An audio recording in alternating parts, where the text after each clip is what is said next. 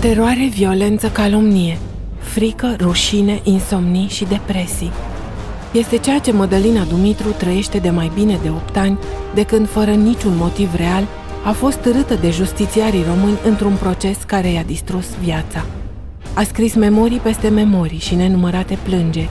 Nici o instituție nu a găsit demn de luat în seamă strigătul ei de disperare. Nimeni n-a făcut nimic.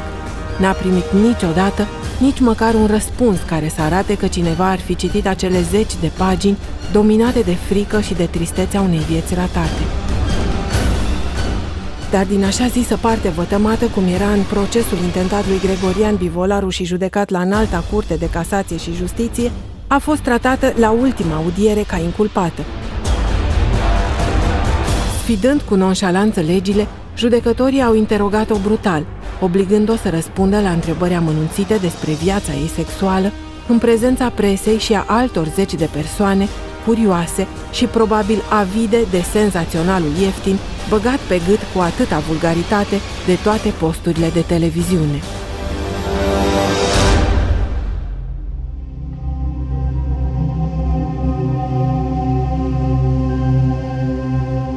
Nu-mi venea să cred că ceea ce mi se petrecea atunci e adevărat. Judecătorii s-au comportat foarte dur cu mine, ca și cum aș fi fost un infractor periculos. În acest dosar am un așa zis statut de parte vătămată. Judecătorii au obligația să cerceteze dacă ceva grav s-a săvârșit asupra mea și apoi să pedepsească pe vinovați. Numai că asupra mea nu s-a săvârșit nicio faptă penală, întrucât n-am fost niciodată abuzată sexual de domnul Gregorian Bivolaru și nu am avut niciodată niciun fel de relație cu dumnealui. Și aceasta am spus-o și am susținut-o prin nenumărate declarații de 9 ani, chiar cu un an înainte de începerea acestui proces foarte penibil pentru mine. Nu înțeleg cum s-a produs această bizară modificare și cum am ajuns, dintr-o așa zisă parte vătămată, o învinuită. Judecătorii vorbeau cu mine pe un ton răstit, folosind un limbaj foarte dur, amenințător și acuzator. Pe parcursul audierii mele, atitudinea lor față de mine era când ofensivă și chiar brutală, când ironică și plină de amuzament disprețuitor. În câteva rânduri, procurarea de ședință, care îmi punea întrebări, mi s-a adresat chiar cu apelativul învinuită. Sfidând din nou legile în vigoare, judecătorii au interogat-o pe Mădălina în prezența presei și a altor 10 de persoane necunoscute, cu toate că ea, având acest drept, le solicitase ca audierea să nu se desfășoare în ședință publică. Am solicitat, prin avocatul angajat, să nu fiu audiată în ședință publică.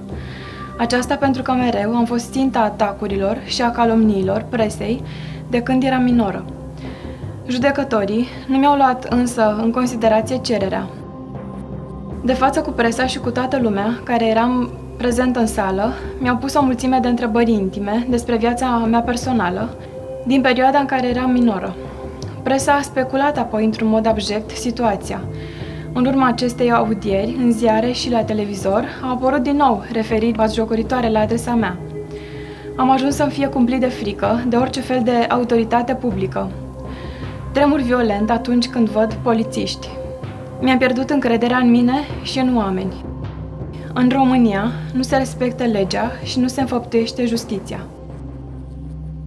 În pofida deontologiei profesionale care le impunea să se comporte civilizat și cu imparțialitate, judecătorii au căpătat alura unor adevărați procurori anchetatori, al căror unic scop era să o transforme pe Mădălina, împotriva voinței ei, într-un instrument de inculpare a lui Gregorian Bivolaru. Erau batjocoritori și foarte agresivi și încercau să mă facă să mărturisesc ceva ce nu s-a petrecut niciodată. Mă făceau să mă simt ca și cum aș fi fost vinovată. Cel puțin, așa se comportau, deși am rugat respectuos în mai multe rânduri să-și modifice atitudinea. Toate acestea au recreat atmosfera de teroare, de umilire, de șantaj, de abuz și de hărțuire pe care am trăit-o încă din data de 18 martie 2004, de când am fost târâtă de autoritățile române în acest proces penal cu care nu am nicio legătură. Am ajuns din nou să plâng aproape tot timpul, am grave insomnii și mi-e permanent frică, mai ales atunci când sunt nevoită să ies pe stradă sau să merg în locuri publice. Am apelat la consultații medicale de specialitate, psihiatrice și psihologice. Toate acestea m-au costat bani și chiar a trebuit să fac unele împrumuturi, căci posibilitățile mele financiare sunt modeste.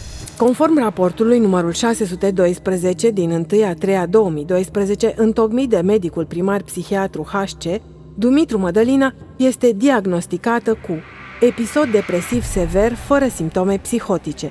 Medicul a mai consemnat de asemenea că psihotrauma este reprezentată de anchete, de modalitatea de anchetă, de procese, de prezentări în instanță. Manifestările fobice sunt determinate de amintirile, reprezentările obsesive traumatizante ale evenimentelor trecute. Întâlnirea cu aceste persoane care poartă uniformă determină instalarea bruscă a atacului de panică, a manifestărilor neurovegetative. Într-un alt raport, cel al psihologului clinician RC, numărul 106 din 1/3/2012, se specifică: Dumitru Mădălina a trecut în urmă cu câțiva ani, martie 2004, printr-o situație traumatizantă atât fizic cât și emoțional.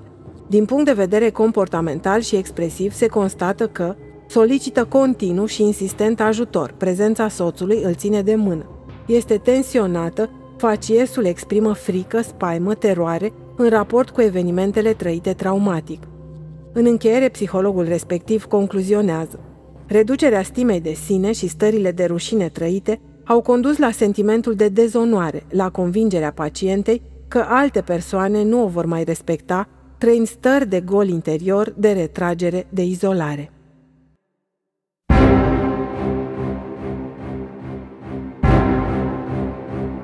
Sunt efectele așa zisei înfăptuiri a justiției în România. Traumele suferite de Mădălina sunt consecințele abuzurilor săvârșite de autorități asupra ei și nu de Gregorian Bivolaru sau de o altă persoană de la Misa.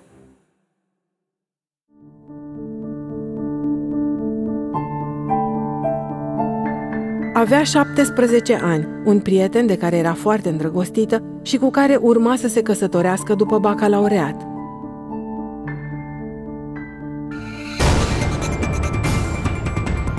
Totul s-a năruit în dimineața zilei de 18 martie 2004, când jandarmi mascați au pătruns în dormitorul ei, amenințând-o cu pușca la cap că va fi omorâtă dacă va încerca să fugă. A fost cumplit. Jandarmi mascați m-au smuls din pat cu forța, m-au trântit la pământ, m-au lovit în sân cu bocancii, urlând că dacă fac și o singură mișcare, mă împușcă în cap. Deși eram aproape dezbrăcată, am fost filmată de cameramanul poliției. Cu toate că legea interzice în aceste cazuri filmarea și difuzarea minorilor, imagini cu Mădălina sumar îmbrăcată apar pe toate posturile naționale de televiziune. Aceste imagini sunt însoțite de comentariile acide și calomniatoare ale reporterilor care au prezentat-o ca pe o infractoare. Timp de 12 ore am fost amenințată cu arma de foc la tâmplă. Nu m-au lăsat să mă îmbrac, nu m-au lăsat nici măcar să beau apă, nu am înțeles nici măcar acum care a fost motivul pentru care am fost chinuită și tratată în acest mod inuman ca pe vremea fasciștilor. După aceste ore de teroare cumplită, Mădălina este dusă la parchetul de pe lângă Curtea de Apel București. Aici este reținută cu forța alte 10 de ore, fără niciun fel de mandat de reținere și fără a exista o citație. N-am fost niciodată violată de nimeni și astea sunt numai minciuni. Nu s-a permis accesul la avocat, deși este minoră. Mădălina Dumitru nu a făcut niciodată niciun fel de plângere penală, civilă sau administrativă împotriva lui Gregorian Bivolaru sau a oricărui alt reprezentant Misa. A fost apoi obligată de anchetatori, prin șantaj și amenințări evidente, să scrie și să semneze o declarație falsă. Procurorii m-au amenințat că dacă nu scriu ce mi se dictează, voi fi închisă într-o celulă și nu se știe când îmi vor mai da drumul. Mă trăgeau de păr, mă amenințau că îmi vor teroriza familia și prietenii. Nu mi-au permis dreptul la avocat și nu mi-au spus de ce trebuie să dau acele declarații false și nici care sunt drepturile mele legale. Mă dădeau cu capul de birou în timp ce mă forțau să scriu ceea ce îmi dictau. Din când în când, câte un procuror sau polițist mai intra pe ușă și striga: dacă nu scrii, te așteaptă închisoarea. Pe 1 aprilie 2004, însoțită de avocata ei, Mădălina merge la parchet să depună o declarație.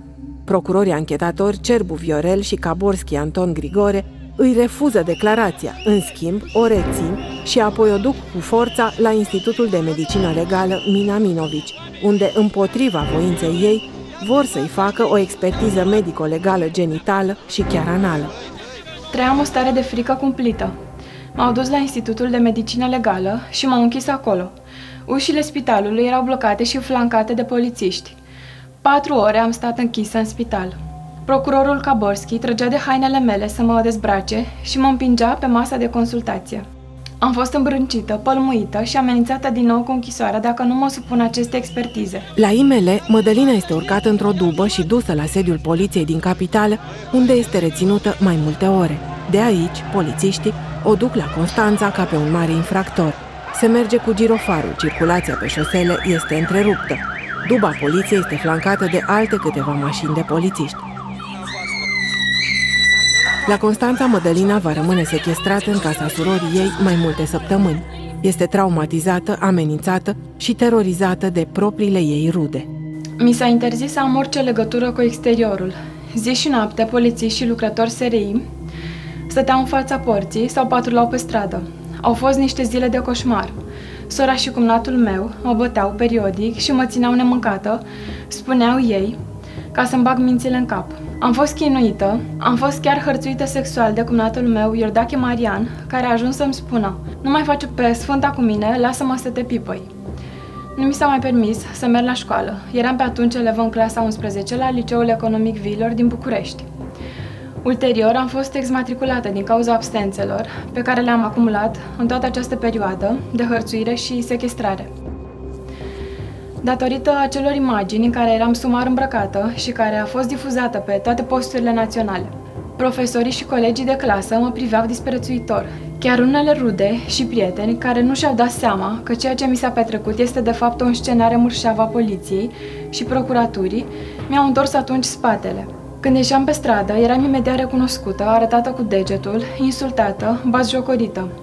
Și cu toate acestea, nimeni nu a fost tras la răspundere pentru această gravă ilegalitate care mi-a distrus de atunci viața. Un fapt uluitor pe care presa nu l-a semnalat niciodată și pe care magistrații înaltei curți de casație și justiție din București au ignorat-o cu desăvârșire este declarația pe care Mădălina Dumitru a făcut-o înainte cu un an de la începerea procesului. În această hârtie oficială, ea consemna în fața organelor de poliție din Costinești că nu a avut și nici nu are niciun fel de legătură sexuală sau relație de orice natură cu Gregorian Bivolaru. Am fost uluită să constat că, fără să se țină cont de această declarație pe care am dat-o cu acea ocazie și care era oficială, organele statului m-au târât ulterior, fără voia mea, în acest proces penal absurd, care s-a dovedit a fi profund vătămător pentru mine din toate punctele de vedere. De 8 ani de când durează acest proces, Mădălina Dumitru a depus nenumărate memorii și plângeri în legătură cu abuzurile suferite din partea autorităților române. În pofida tuturor acestor demersuri legale, niciunul dintre reprezentanții statului român ce era abilitat cu cercetarea și soluționarea în termen a gravelor abuzuri și ilegalități reclamate nu a efectuat nici cel mai mic act de investigare sau de protejare împotriva tuturor represiunilor, abuzurilor, umilințelor, a traumatizării de către procurorii și polițiștii anchetatori. Singură, Curtea Supremă din Suedia a avut un comportament just, obiectiv și ireproșabil față de mine. Judecătorii Curții Supreme din Suedia au concluzionat apoi în decizia lor. Mădălina Dumitru a creat impresia unei persoane demne de încredere și informațiile date de ea despre circumstanțele arestării și interogării ei din 18 martie 2004 este susținută cu dovezi certe din alte investigații. Întregul proces penal, declanșat în anul 2004 și până în prezent, mi-a afectat într-un mod profund și foarte grav viața. Ceea ce îmi doresc cu adevărat este că de acum înainte să nu mai particip la niciun proces. Vreau să fiu lăsată în pace. Dacă există într-adevăr justiție și dreptate în România, cer să se declanșeze cercetările legale împotriva tuturor acelora care au săvârșit aceste grave ilegalități și abuzuri contra mea, chiar dacă știu că în realitate nu se va face niciodată dreptate și nimeni dintre cei care au săvârșit aceste grave infracțiuni nu va fi tras vreodată la răspundere.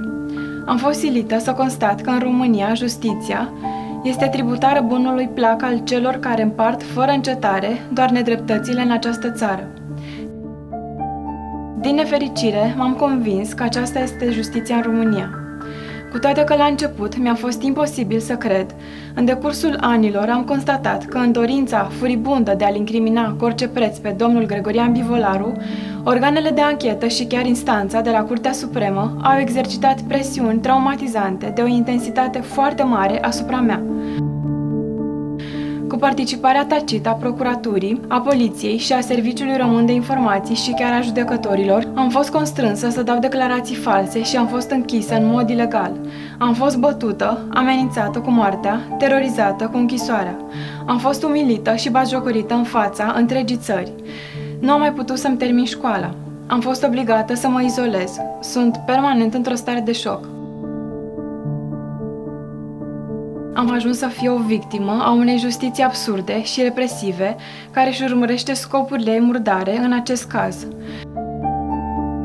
Nu sunt victima domnului Gregorian Bivolaru, sunt victima procurorilor și a organelor de anchetă, care în acest proces s-au folosit de mine pentru a-l incrimina, motiv pentru care nu s-au dat în lături să-mi distrugă chiar viața. Autoritățile române se fac din plin vinovate de tratamentele inumane și degradante la care a fost supusă Mădălina Dumitru. În cazul acestei tinere, au fost încălcate flagrant drepturile la viața privată, la libertate, la siguranța personală și la un proces echitabil, deși toate acestea sunt promulgate și protejate de Convenția Europeană a Drepturilor Omului. Până acum nu s-au luat niciun fel de măsuri legale ce intră în atribuțiile imperative ale statului de a o proteja de abuzurile și tratamentele brutale la care a fost supusă.